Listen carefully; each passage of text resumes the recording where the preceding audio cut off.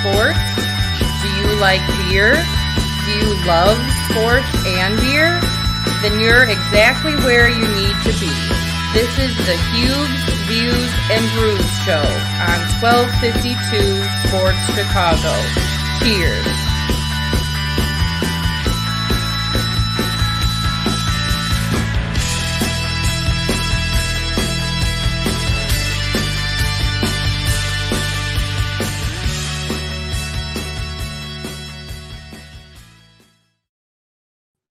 Hello and welcome to Huebs, Views, and Brews for this Monday evening.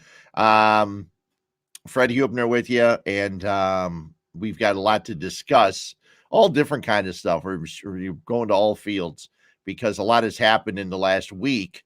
Most of it not good, but we'll discuss all that and much, much more. We'll talk about the Bears' win from yesterday, a meaningless victory, but I had mentioned that the Bears had a chance to win the last 4 games of the season. Damn, they should have won that last home game before the Giants, before the Seattle game. So they beat Seattle, they beat the Giants, and now they got the Vikings, who really have nothing to play for anymore, coming up next week in Minnesota. So I was close. I said they had a chance to win 4 of the last 6 games, and then they struggled, had some opportunities, didn't get it all done. But we'll talk about the Bears, Robert Quinn setting the single-season sack record, and a lot more other things that happened yesterday. It was some good stuff for the Bears. And the one thing I've said over and over again is they have not quit under Matt Nagy. They're not playing for a whole heck of a lot, but they have not quit. And I haven't seen a lot of quit in them all year. So we'll discuss that and much more. It is Hube's Views and Brews, and I got a good story for you real quickly. Last week, I was going to have a beer, the one I'm having today. That is, let's see, it's a Neckbeard Nectar Imperial Stout.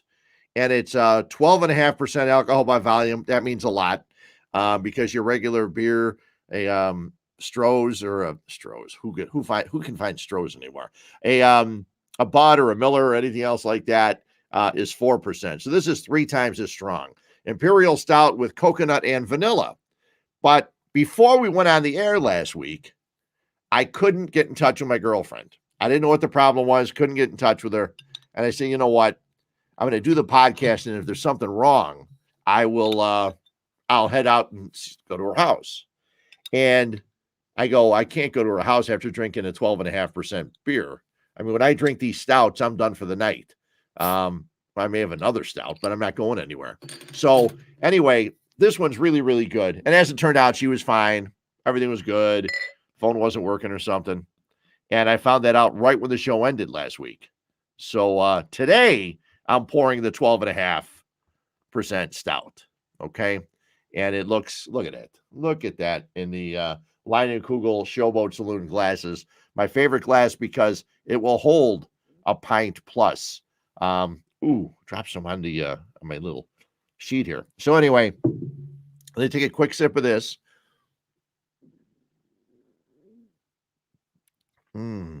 Oh, I love coconut. Coconut and vanilla, it goes down really well. The stout's great. 13 or 12.5%. We'll be drinking that throughout the course of the show. I don't think I really drank a lot. New Year's Eve and all that kind of stuff. Beer is good. There's no doubt about it. And I think the most I had was 1 beer a day, maybe 2. I had 2 last night. And if you're a fan of 1252, and of course you are, you're watching us here. You watch the Fat Mike Show, which will be back hopefully on Wednesday. You watch Harry Berg with his overs and unders, and you watch the fantasy show, all that stuff here on 1252. Yesterday, I was on the Schuster Express. And I worked with David Schuster, with Sports Phone back in 1977, 78. And I've known and worked with David ever since then. And David does the Schuster Express on Sundays. He asked me if I would come on his show on Sunday night to talk about my retirement. 2 days. I got 2 days left to work, Saturday and Sunday at ESPN 1000. Then I'm done working on radio. I'm going to enjoy my life and do other things and I will still. It was nice. There were numerous people have asked, "Will you still do the podcast?" And yes, for the foreseeable future, I still see myself doing the podcast because I still will watch sports and I still will drink beer, and I need some place to talk about it. But here I can talk about it and whatever I want to do. So I digress. I will still be doing this. So anyway, I go on David's show last night, the Schuster Express, and Harry Berg is setting up the show for him. And older folks will remember a show called This Is Your Life. Ralph Edwards did a show called This Is Your Life. And they would have an actor or an actress or a comedian or whatever. This is way back in the day, black and white. I'm pretty sure it was black and white TV. And all of a sudden they would bring out their fourth grade teacher. And this is your English professor who told you you have a chance to be a great actor and all these kind of things. So yesterday, David on the Schuster Express kind of did a Fred Huebner, This Is Your Life, starting with my career at Sports Phone. And I had, boy, there were like 10 or 11 or 12 different people that I worked with at Sports Phone and some at the Score, and Jesse Rogers, who I worked with at the Score and at ESPN, guys at Sports Phone like Chris Bowden, Dave Wills, who does the Tampa Bay Rays play-by-play, was on, Chris Madsen, who did the Anaheim Mighty Ducks, JD Versett, who's been doing stuff around here. Now he's a real estate broker in the city. Schuster was on. We also had Ron Cousineau, who's a good friend who worked with us, me and David, at Sports Phone and also at Connor Communications, which is another place that we worked where we gave sports scores and things like that. That was just a wonderful day. And usually these podcasts go, I don't know, 45 minutes to an hour. Last night, the Schuster Express was 2.5 hours. And I had 2 beers during that because we were having fun, reminiscing about all the old times and discussing everything. It was a lot of fun. We had a great, great time. Eric Clemens, who I worked with at Sports Phone, one of the first guys that we saw come from the Chicago area to be on SportsCenter. He was hosting SportsCenters on ESPN. And kid that grew up in the south side of the city. Boy, I want to say he went to CVS, but I can't be 100% sure. And it was great. And now for years, he's done a lot of other regional basketball. He lives in Bristol. And it was so much fun. Julie Swyka, who I worked with at the Score, and she jumped on for a little while. But it was very, very cool. And I appreciate David doing it. And you can watch it. That's the nice thing about what we do here at 1252 is you can go back and find it. You can find it on Twitch. You can find it on YouTube. And check it out. Just go to YouTube and 1252 and look for the Schuster Express. And it's a lot of fun. We had a good time, talked about a lot of different things, talked about careers and things like that. Tom Kelly, a friend of mine who I met at Sports Phone, he was a horse racing guy, and he is a racing judge at Hawthorne Racecourse. He works with the thoroughbreds and the harness racing, which will resume on Friday, January 7th. They start the harness meet at Hawthorne Racecourse, which is also a PointsBet facility. So you can bet sports and bet horses. Really, really cool. So we had a great, great time last night. It was a lot of fun. And that was very, very special because, as I mentioned, I'm retiring and I was going to wait until I turned 65, which is 18 weeks from now because my birthday is on May 15th. And if you looked at when we promote when I promote Huebs, Views, and Brews, I have a number that's on the little promo thing, my picture. And that number is how many weeks it is till I turn 65. And I was going to wait till I turned 65 to retire. And then I said, you know what? Now I want to sit and watch football games. I want to sit and watch the NFL playoffs and not have to worry about, oh, I have to get up early, I have to work tomorrow, or I got to do this, I have to work. No, there's no more working to be done. So I will, I'm looking forward to it, and it's going to be a lot of fun. And like I said, just 2 more shifts. I have a show with Brian Hanley next week, I think 11 to 1 on ESPN. And then on Sunday, I'll do Bears postgame for their final game of the regular season. I'll be out before Matt Nagy, likely. Johnny Maltese, my guy out in Arizona. Thanks. Congrats on the retirement. I mentioned to a couple other guys who are out there, Gordon Sims and George Johnson, that I'm trying to get out to Arizona. Trying to get out there. It won't be for the foreseeable future, but we'll get out there as soon as we possibly can because I like Arizona. There's a lot of guys I knew and a lot of friends, a lot of coworkers that have moved out to that area. So anyway, that's enough about retirement.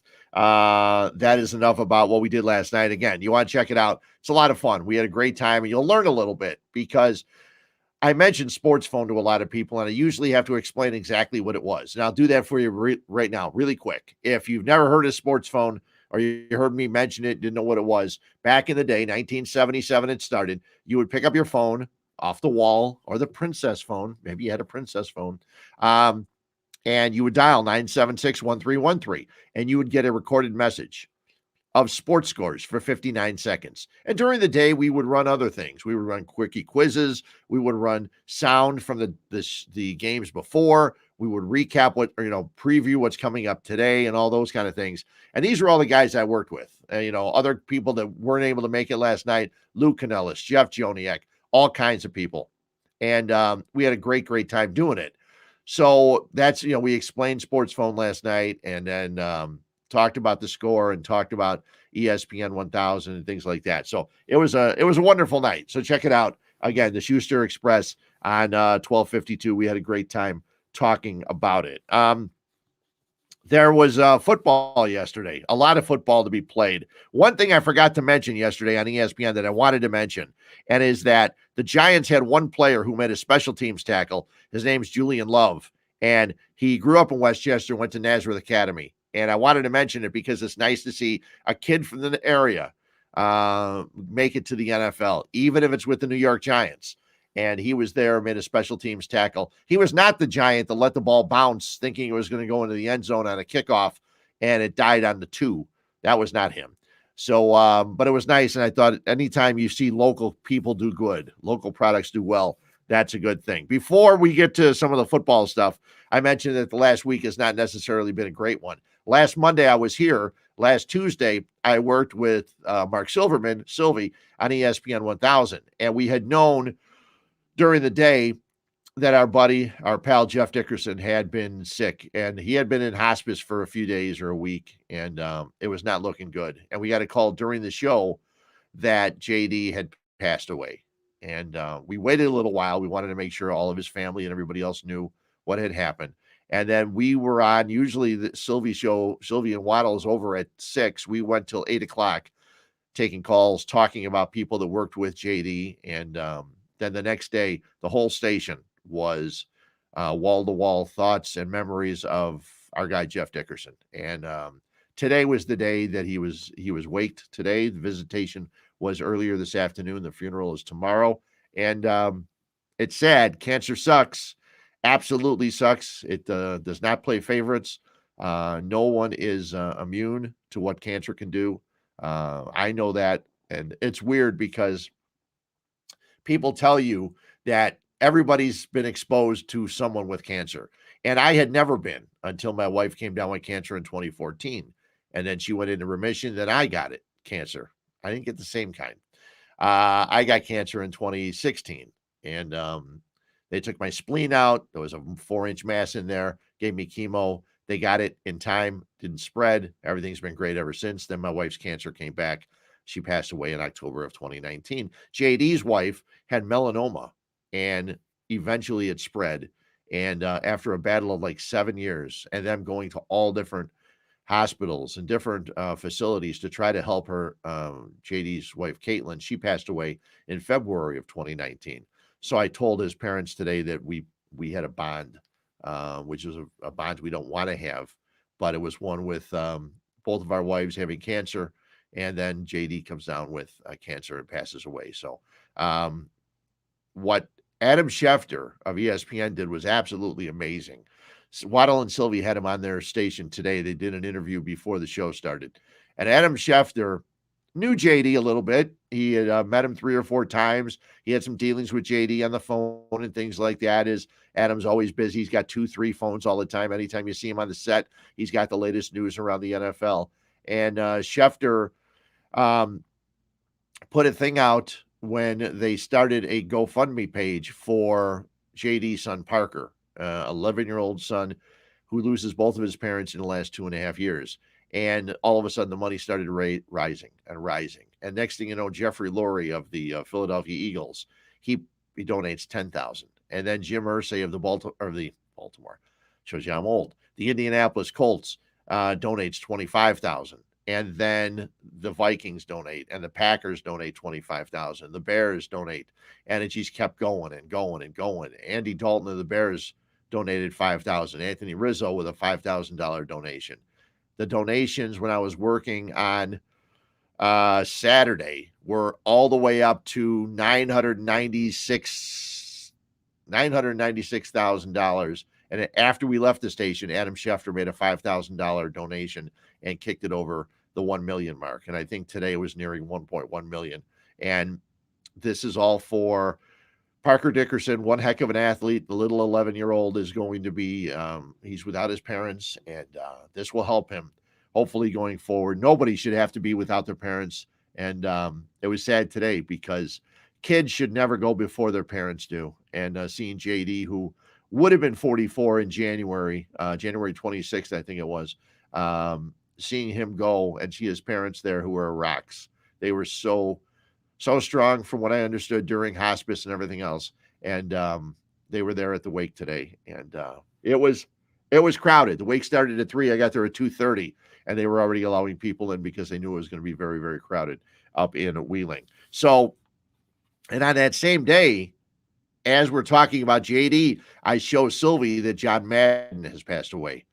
And Sylvie says, you know what? Let's not even get into John Madden right now. Let's save that for another time, because now we're talking about our guy.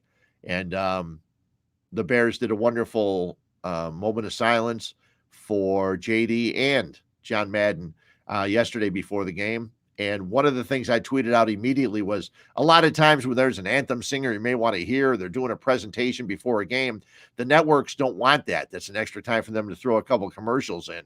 But the CBS broadcast yesterday showed the moment of silence, and it was wonderful to see John Madden and JD up on the big Jumbotron, and then the moment of silence for the two of them. And they had a tribute in the press box. They had JD spot reserved, and they had pictures of JD and things like that. And all of the Bears beat writers who worked with JD here and on the road had a toast for JD after the game. And it was a game the Bears won. It reminds me of Brian's song when James Caan, who's playing Brian Piccolo, says, listen, guys, when you dedicate a game to someone, you're supposed to win. And they didn't. One of my favorite lines in the movie, in Brian's song, in an otherwise sad movie. Yeah, the Bears get a win yesterday. And let's talk some football. And to do that, we bring in my guy, because he's been sick the last couple of weeks. And he had a broken cord. Hopefully he gets things fixed. We bring in Fat Mike. You see him on Wednesdays. How's your cord? Is your cord fixed? My cord's there. My cord's ready to rock and roll. So hopefully we can get everything back on track, and hopefully I get over this COVID stuff, man. That would be nice. It's weird because a lot of people I know that have had COVID now, it's been very, very mild, but yours was anything but mild, right? Yeah, no, it's honestly, it's hit the household here pretty drastically. I'm not going to lie. Between my wife and I mean, it's beating the hell out of us, Fred. I mean, 100%. I'm still feeling a little wishy-washy, really congested, but for the most part, I'm back on track, and I'm starting to feel back to normal. So, well, that's good. That's good. People I know miss the Wednesday shows, and here on 1252 with you. The Bears played yesterday, and it was a game that nobody really cared much about. And if I wasn't doing post game yesterday, I knew which game I was going to be watching. I was going to be watching the Chiefs and the Bengals. But as a responsible journalist, as a responsible radio guy, I guess you'd say, because I was never confused me with a journalist. I was watching the Bears game, and I'm just shaking my head every time I see, damn it. The Chiefs are up by 14. This game's over. I thought the Bengals would come back. Next thing you know, the Jamar Chase is running all over the damn field, 266 yards. And I'm sure you probably saw more of that game than I did, but that had to be one of the games of the year, I would think. That was honestly I maybe watched maybe 15 minutes of the Bears game. Yeah. Mike Glennon, Andy Dalton wasn't really getting me going for it. Like it didn't make me hot for the game. So like I switched over, and luckily I'm one of them fat Americans that have the Sunday ticket, red zone. Thank you. The red zone Sunday ticket, so I can watch any game that I want to. And I tuned into the Kansas City Chiefs and the Cincinnati Bengals game, and that was honestly the best game of football I've watched all year long. It was absolutely amazing.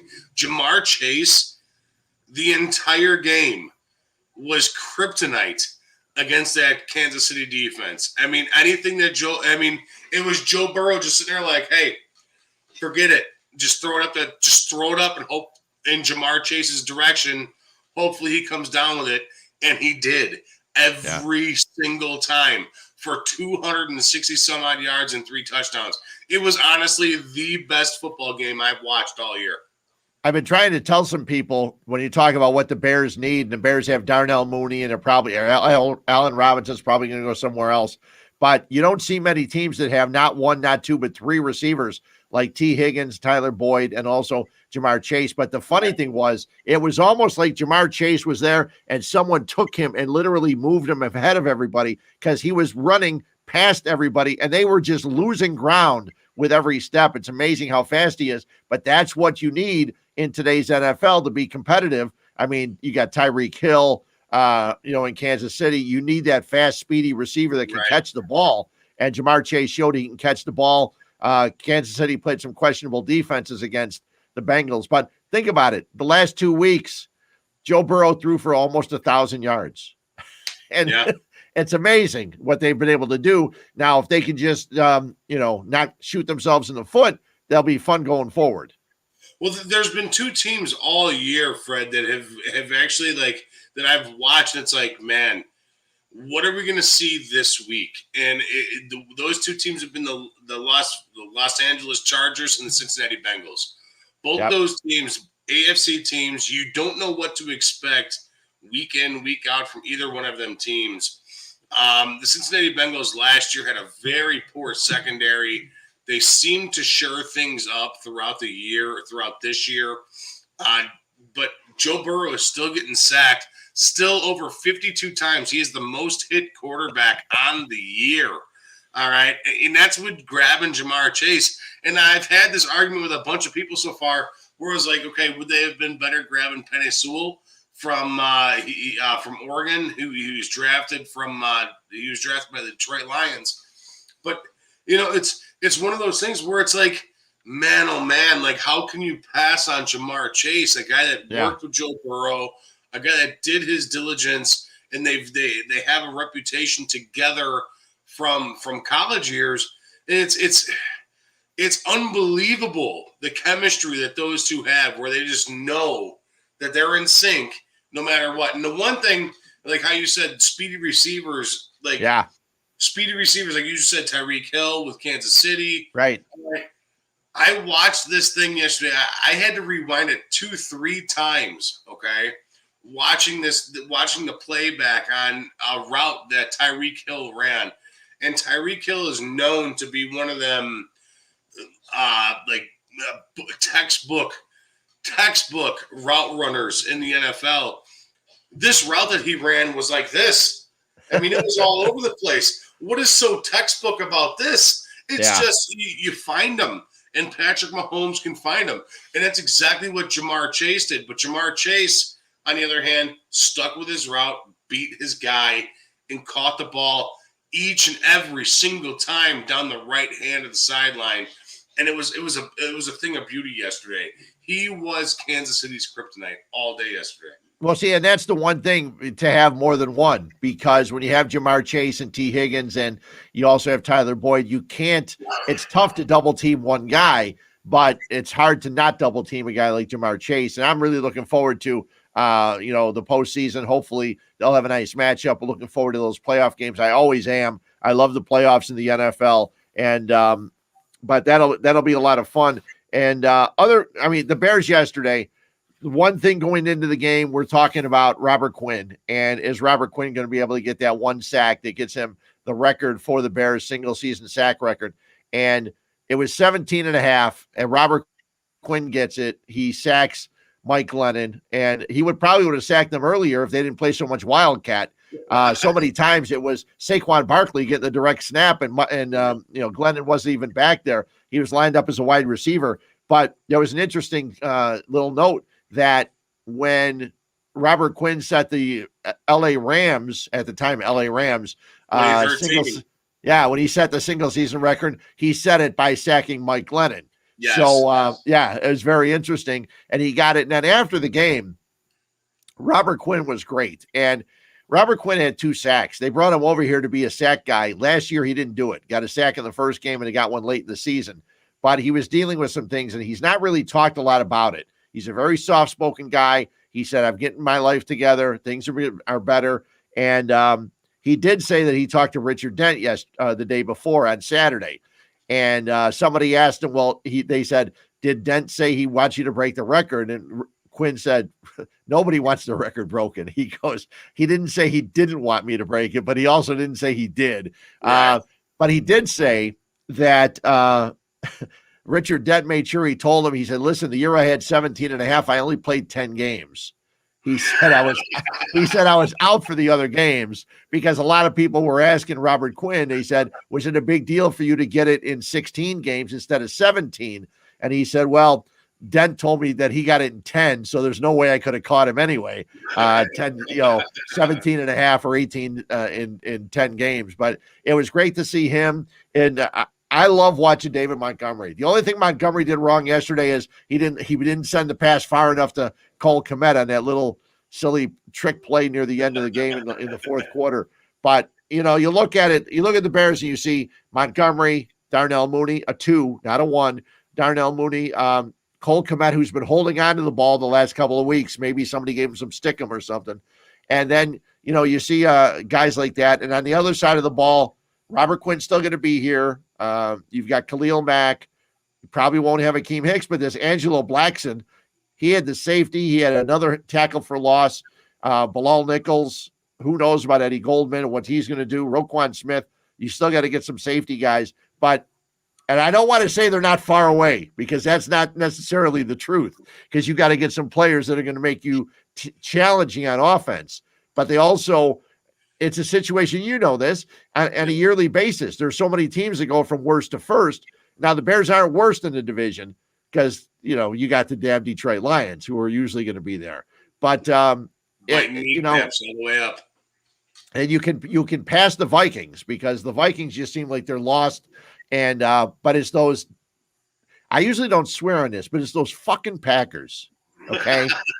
and I was thinking about it right before the show because one of my guys, Rick Ledley, is a guy that used to work in the control room at Channel 32. And his wife was a cancer nurse, and she was my wife's cancer nurse, and then she was my chemo nurse when I was sick. And we've gone out and had beers before. And he said, whatever you do on your podcast, remember, you got to talk about the number 1 team in the NFC.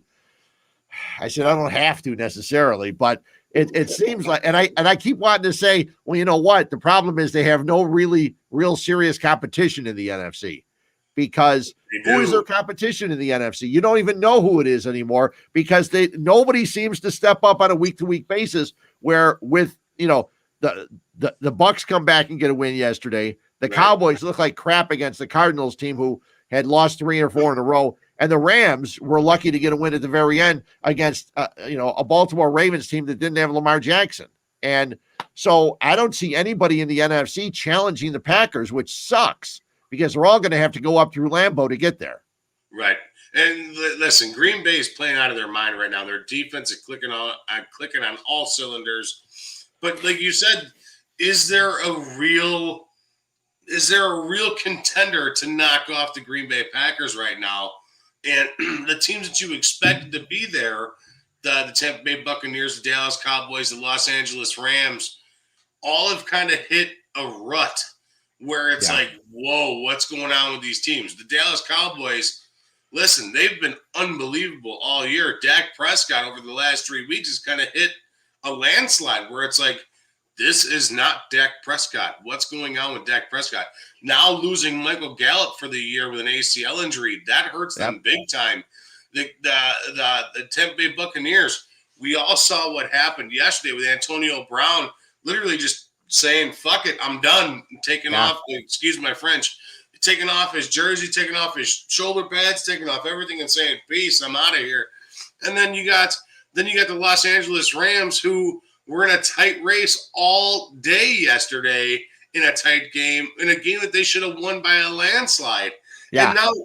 And now like the team that was winning, the team that was kicking ass all year in the Arizona Cardinals, they went through every ounce of like, hey, we got to get over this. We got to get over this. Losing J.J. Watt, losing DeAndre Hopkins. Yep. All right. I mean, losing DeAndre Hopkins, a huge offensive weapon.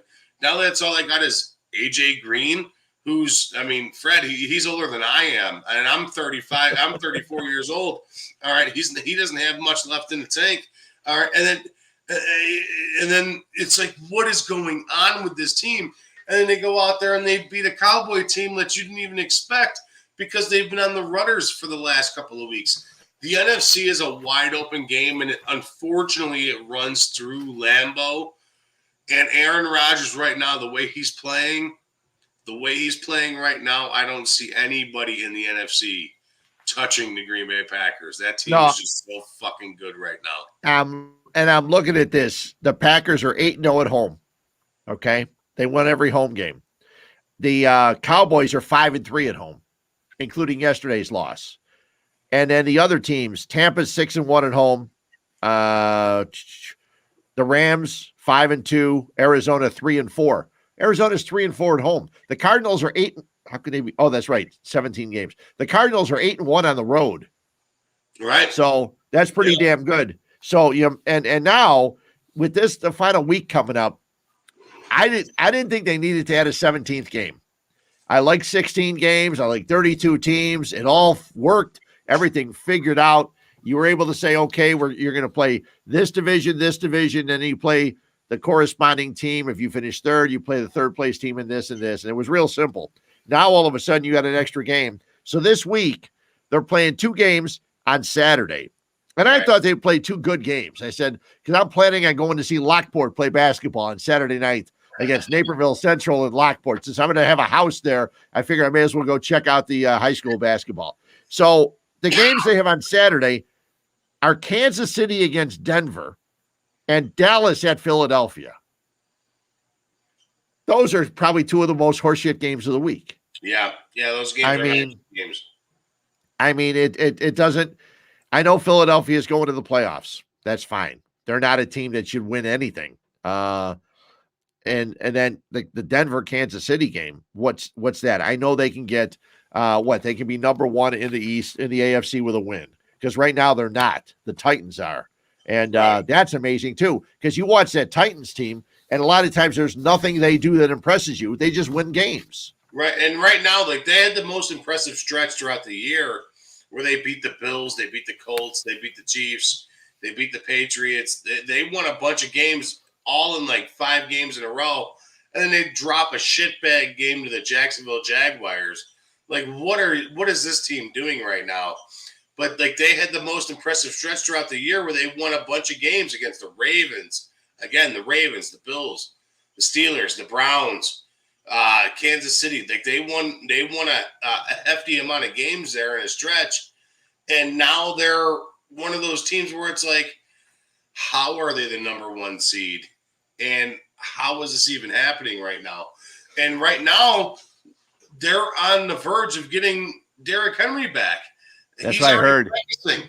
Like, this team could shake the nation right now and be one of them legit contender teams in the last 2 weeks of the season. It's NFL this year has been absolutely, like, you can't bet on it. It's ridiculous. No, I know I can't bet on it. That's for sure. Yesterday I had the Rams minus something, and they won by a point. I had the Cowboys, and they lost. I had Cincinnati plus 3.5. I should just put all my money on Cincinnati because I like them going into that game. But here's one of my problems with I get a lot of them. But here's one of my problems. So the NFL waited to put their schedule out. So they put a schedule. They have Dallas against Philadelphia. Well, Dallas won their division, and after the Packers won last night, Dallas can't go anywhere else. Okay, they can move up a little bit, and the Eagles are already in the postseason. What they should have done was they should have made the Raiders and the Chargers play on Saturday night, because the Raiders and Chargers are playing the last game. They're playing Sunday night. But if the Colts lose to Jacksonville, both the Raiders and Chargers are in. It doesn't matter. They're both in. So the last game of the night could be a game where it doesn't matter. Now, people will say, well, the Colts aren't going to lose to the Jags. I couldn't believe this number. The Colts have not won in Jacksonville since 2014. And the way they played yesterday, I would not be surprised if they go to Jacksonville and lose. Right. And then the other game, the Niners play the Rams. Now, the Niners need to win or have the Saints lose in order to get to the postseason. And that's all there is. That's the only thing left. And, obviously some other little movement here and there, but I would have liked to have seen the Rams and the Niners as that last game on Sunday night. That would have been fun to see. Right. But then again, I understand if the Saints would have lost, then the Niners would have been in already. Or if the Saints would have won, the game would have meant nothing. But they could have done a little bit better and moved that Raiders-Chargers game instead of having that the last game of the night on Sunday night. Right. No, definitely. And the NFL schedule's been kind of wishy-washy all year, though, too. Like, I've been tuning in on Thursday nights, and it's like, seriously, do I have to watch this game? Sunday nights, do I really have to watch this game? Monday nights, seriously, I'm just going to watch the Three Stooges.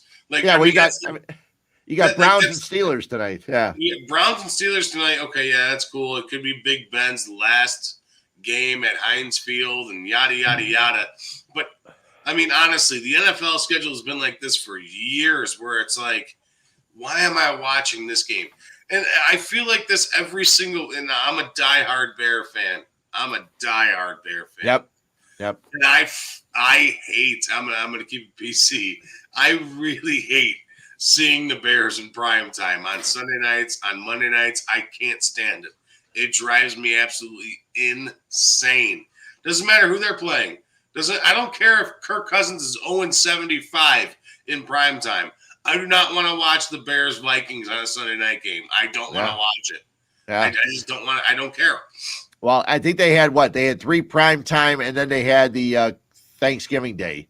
Right. So they were on either 4 or 5 times for the whole country to see. And I'm watching today. I'm watching how bad the Bears are. Right. Yeah, I'm watching Around the Horn, which I never watch, but I wanted to see if Sarah Spain was wearing the JD obvious shirts thing. And because I know that last night Cap on the football after show on NBC Sports, everybody was wearing them. Yep. Right. He and Olin Kreutz and Lance Briggs all had their hoodies on, and I ordered mine. I'm waiting for it to come. They obviously must know someone. As Cap keeps mentioning the owner of the place. And by the way, every time you buy a shirt or a hoodie from Obvious Shirts with JD's, with the JD tribute on it, it all goes to Parker's Fund. They've donated more than $50,000 from people that have bought shirts and hoodies, and it's wonderful. I mean, we all, a lot of us had the Team Mongo shirts, the Sylvie Strong when he was sick, and the guy at Obvious Shirts, Joe Johnson, I think his name is, has done a great job, and it's wonderful. But I keep waiting for mine to come. I was going to wear it today proudly, but now I got some silly champion sweatshirt on. So anyway, that's I'm excited about the NFL. There'll be there's no Thursday game this week. All the games are Saturday, Sunday, and then there's no Monday game. And then the playoffs get underway on the 15th and 16th with the wild cards. It's different now. They've added the 15th is 2 games on Saturday, 3 on Sunday, and 1 on Monday night. So of course I got the podcast that we'll be looking up at the last wild card game in a couple of weeks, but that'll be well worth it. And one other thing I wanted to mention, I do want to mention for everybody that watches me that they can watch you on Wednesday, right? You're getting better. You're feeling better. Yes, you'll be around Wednesday. I'm getting better. I will be back on Wednesday. I will definitely be back on Wednesday. It's been, like I said, it's been a hell of a ride, man, between the broken cord and the microphone. Right now, I still haven't got that cord plugged in. But then after that, the wife and I, we we came down with COVID, and we got super sick, and we're still dealing with it. Like I'm sure I sound like shit right now. I could feel it in my ears. If as stupid as that is to say, like I could feel the congestion in my ears. Yeah. But yeah, no, we're getting better, and I will have a show on Wednesday night. Yes. Well, not only have you two been sick, but your dog's slowly but surely getting better. Or actually, it's Megan's dog. Yeah, it's Megan's dog. That's Megan's pup. Yes, and that dog is, and this is gonna sound stupid. I know it's gonna sound extremely stupid, but that dog is the toughest person, anything. That dog is the toughest thing I have ever met in my entire creature I have ever met in my entire life. Yeah. And I mean that with every ounce of my being. That dog is as tough as nails, Fred. I mean, honestly, today we're sitting there. I'm like, come on, Meg. I'm like, it's okay. I'm like, we'll have the big dogs out. We're gonna hang out in the little carpet that we have. And I mean, you've been here. Yeah. We get the little carpet here in the middle of the living room, and we're sitting there. It's like, we'll just let big dogs out and just see what happens. You know, it's the first time she's seen her brother and sister, you know, and like, and she's a million miles a minute, doesn't give a shit if her back legs work or not. Just she's running around like crazy. She's a moron. Like, no questions asked, tanking it up, plowing through stuff, eating food like crazy. It's like, all right, that's great. We got to slow this down a little bit. You're being a bit much. Yeah. Sometimes they don't know what's good for themselves, but they get excited. She's awesome, man. She kicks ass, and to see where she come in a little over a month, where she wasn't able to use her legs, and now she's full blown like a tank. It's awesome. It's unbelievable. Yeah, that's great. That's very, very cool. Well, I appreciate you jumping on with me for a few minutes. You do a great job with me every Monday night, and we'll do a lot more of this because, like I said, I plan on doing these Monday night shows. People keep asking me. Somebody else asked me at the wake today. Two of the sales guys said, "Are you going to be doing anything?" And I told them, I said, "I'm going to be doing this podcast." I go, sports and beer, and that's. I'm not going to give up on either of those. It's just now I don't have to be as PC as I have had to be on the on the radio. Swear away. Swear away. You say what you want to say, Fred. That's what we got you here for. Yeah, well, I got something. We come back from the commercials. I got something that MLB Network did today that I got to talk about because if I would never get a job on the MLB Network because the guy they got rid of for criticizing somebody. I've been criticizing this guy for 4 years, and we'll talk more about it when we come back. Mike, thanks a lot. We're going to do a couple of commercials and come back and talk some beer. Thanks, Mike. Sounds great, man. Thanks.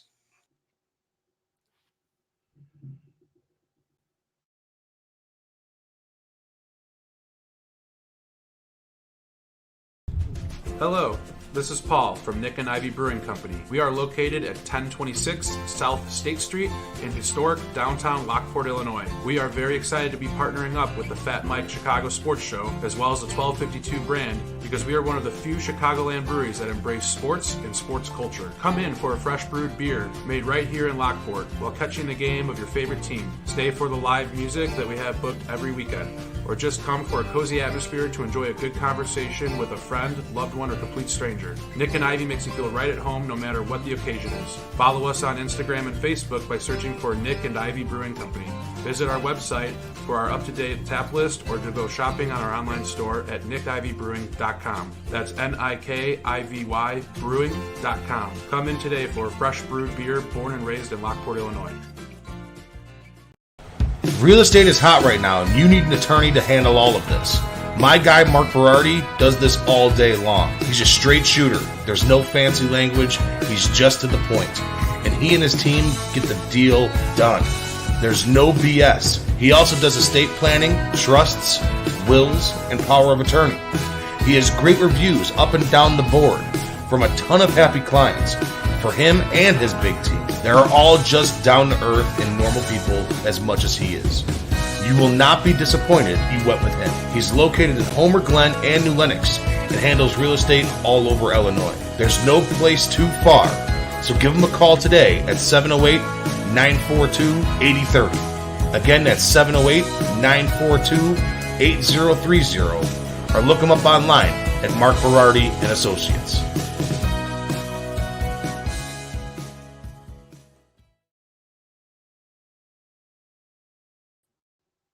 Welcome back in. You saw the Nick and Ivy commercial and also Mark Berardi. And I stopped at my girlfriend Linda and I stopped at, I'm going to stop saying my girlfriend. I was just going to say Linda, because if you watch the podcast, you know who she is already.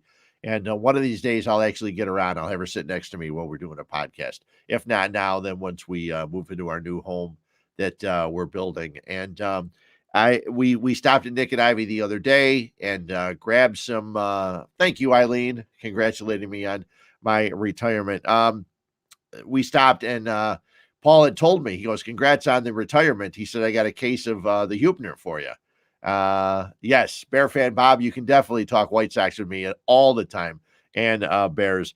So I picked up the case and I tried their oatmeal stout, which is new, and I love that. And Linda had the 1853. That's her all-time favorite that Nick and Ivy makes. And I know Paul told me, he goes, we got another case of the Huebner left, and then we're just going to go on hiatus until probably baseball season.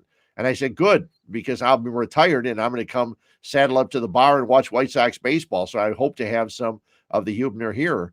And I told him, I'm the guy that likes soccer. And next year, the World Cup is going to be played from the middle of November till the middle of December. And also, since I'm not going to be working, I can go sit at Nick and Ivy and watch football throughout the afternoons and nights and things like that, since I'll live closer to there and I can get someone to drive me, or hell, if I was really desperate, I could walk. But anyway, stop on over to Nick and Ivy. The beer was great as always. And I cannot wait to get out there some more. Probably, I told Paul, I said, Saturday, you better be here. I said, because I'm going to see Lockport and Naperville Central play basketball. And when I'm done, pretty good chance I'm going to make a stop at Nick and Ivy. Okay, before we went to the commercial, I talked about the MLB Network, and they have cut ties with one of the best baseball reporters out there, Ken Rosenthal, because of his criticism of the commissioner, Rob Manfred. Well, Rob Manfred is a guy that we would get on ESPN 1000 quite a bit, and Waddle and Sylvie would get him on a lot. And I would always criticize Rob Manfred constantly. I said, your buddy, your pal, Rob Manfred, keeps talking about competitive balance in a sport where one league has the designated hitter and the other one doesn't. How is there competitive balance there? He should never utter that phrase again. Competitive balance means everybody plays the same way. And it's not everybody plays the same way. You get to the World Series, one team can't use the DH. The other team has to use the DH. That's not competitive balance, not when they play all season long by different rules. It's crazy. Hopefully, when baseball sits down and finally decides to hammer this thing out with the Players Association and Major League Baseball, they'll figure it out and get it taken care of. But Ken Rosenthal's job, I guess when you work at the NFL Network, the MLB Network, I guess you can't criticize your league because they're paying you. It's kind of like if you work for ESPN 1000, you can't criticize. I've criticized ESPN itself numerous times, but never the radio station. Thank you very much, Priscilla. Never the radio station, but I've criticized some of the times what they've done on TV. And but Ken Rosenthal, I think this is a compliment. Ken Rosenthal is the Adam Schefter of Major League Baseball. When Adam Schefter sends something and tweets something out, you know it's real. You know it means something. When Ken Rosenthal tweets out a baseball thing, you know it's happening. And for MLB Network to get rid of Ken Rosenthal, it's just childish, okay? You should be a strong enough organization, Major League Baseball, to have someone there that's going to call you out when they don't believe that you're doing the right thing. You shouldn't have everybody have to kowtow to you just because you're writing their checks. If, in fact, you're doing something that is wrong, someone should be able to say it. And the fans know it. And it's a shame because Ken Rosenthal does a great job. And he always has done a great job. And it's going to be a shame because I love watching the MLB Network. I'd be watching it right now. I'd be watching Hot Stove. Every morning I would tape or DVR Hot Stove tape. Where am I going to get videotapes, right? I would DVR the Hot Stove for a lot of reasons. Lauren Shahadi is one of them. But the other ones are Harold Reynolds, Matt Vasgersian, and all the people they would talk to, all the possible trade rumors, all the signings, all those things.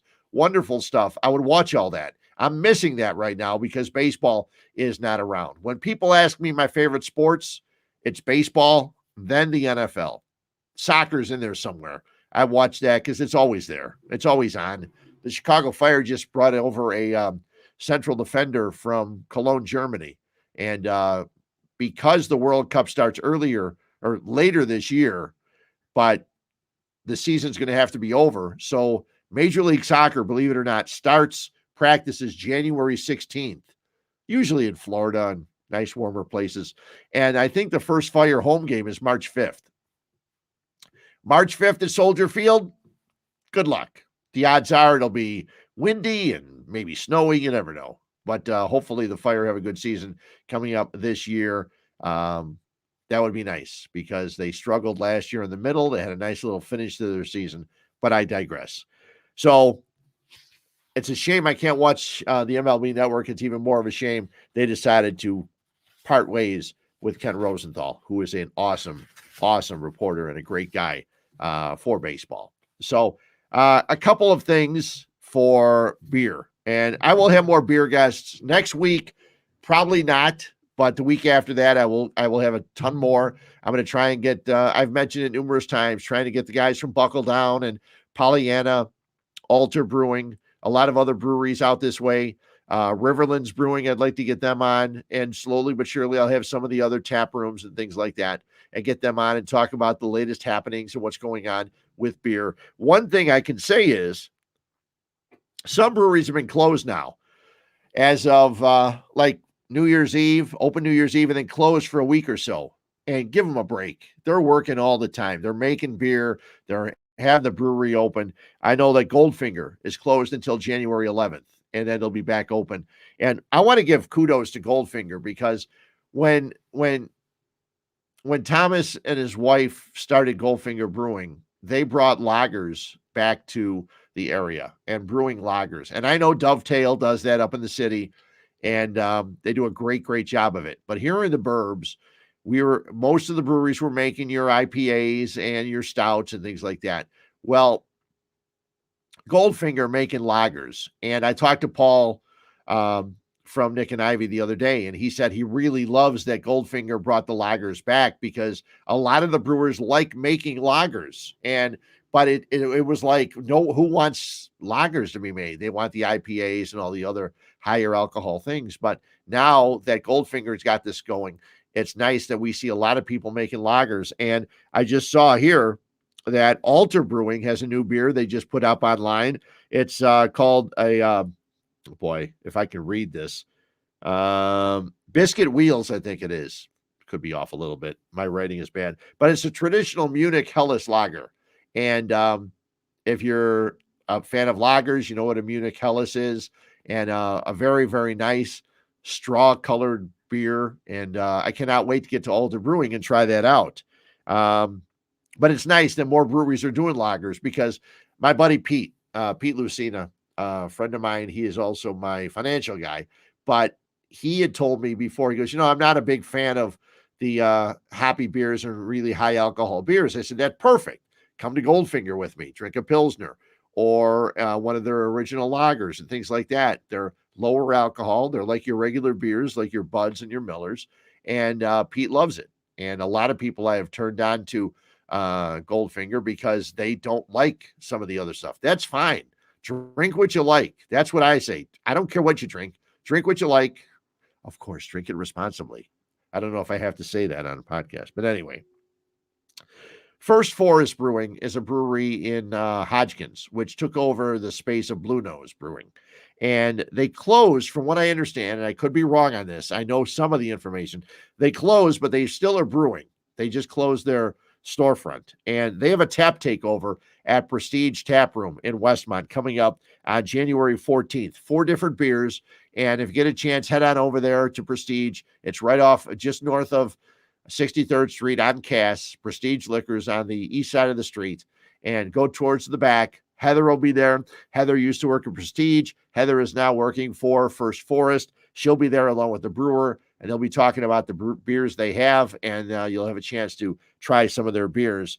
That's First Forest Brewing coming up on the 14th of January. And this was a little bit late. I should have had this last week, but Black Horizon just had a beer called Hidden Stacks, and it's a black lager with maple and blueberries. And I will try to get over there.